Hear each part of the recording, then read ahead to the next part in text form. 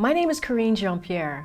I've run grassroots campaigns and presidential campaigns. I served under President Obama in the White House, and I'm a naturalized citizen. I'm often asked why it's important for naturalized citizens to get involved with politics. Here's why. Because I know what it's like to not have a choice. My family's lived through a dictatorship where getting involved in politics wasn't an option. And now that we've survived it, I can't imagine choosing not to get involved in politics. My story begins in Haiti.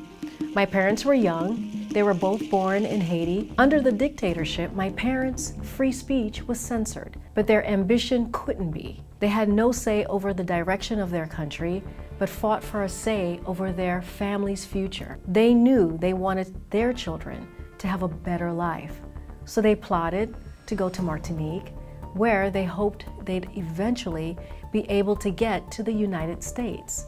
It was there, in Martinique, that I was born. A while after moving to Martinique, my family got the chance to move to France and then finally to the United States. But even after America welcomed us, our struggles didn't suddenly disappear. My father got a job as a New York City taxi driver and woke up at 4 a.m. every day to make it to JFK to be in the taxi line when the first international flights of the day started landing. My mom worked multiple jobs to help keep us afloat. She worked as a home healthcare aide during the week and managed a hair salon on the weekends. And of course, they were both raising me and my two younger siblings, trying to give us the best education they could. They scraped by, never able to take a break, just so that I could catch mine. But one day, we did catch a break. We had applied for citizenship ages ago, and finally, our time had come. My dad and I passed the test to become naturalized citizens. But it was a different story for my mom. Her life circumstances hadn't granted her the opportunity to attend school past the 4th grade. She had passed so many other tests in life, from trying to put herself in school, to coming over to the US, to forge a better life for us, to working 6 days a week every week. But the citizenship was one test she couldn't pass. There are 100 possible questions.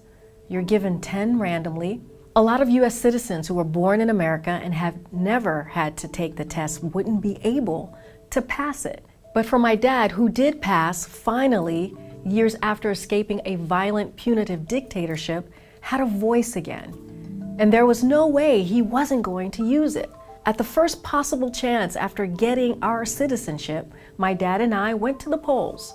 There are other ways to make a difference in your community, of course, but voting is special. He was finally a citizen, and so was I. It took me a long time to realize I wanted to work in politics. My parents, having grown up in the time and place they did, viewed the profession as corrupt, and in Haiti, it was. So I ruled it out. But then I had the chance to go to Haiti myself, and I saw a country rife with problems and with promise. When I came back, I suddenly understood that politics was how I could make a difference. And I've never looked back. I've worked to make sure that families like mine have a chance to succeed in this country, and families nothing like mine too.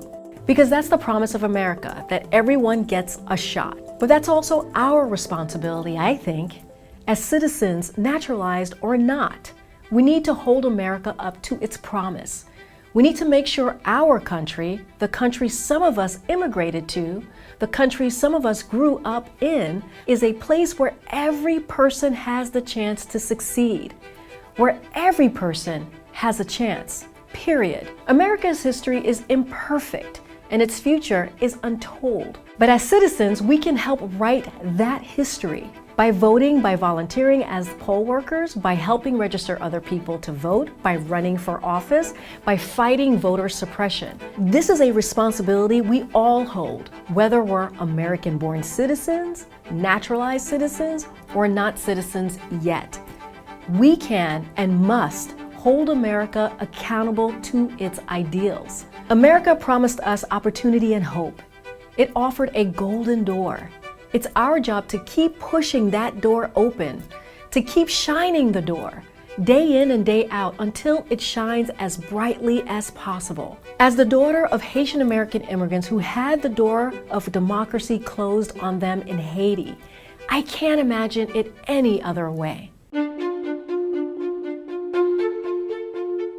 It's a memoir that talks about my life here growing up as an immigrant, but it's also a blueprint for anyone who's ever thought about getting into politics. It lays out how I did it and how there is no real path. You can set your path as well.